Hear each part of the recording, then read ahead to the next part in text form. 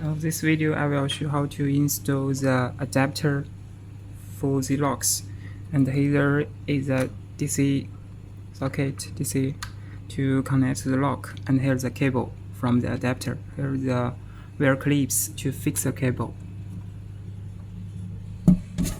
And the customers need to make a hole from the cabinet. This is the cable in here. And here is the adapter. When connect to the power, then the lock will be the power will be on for the lock.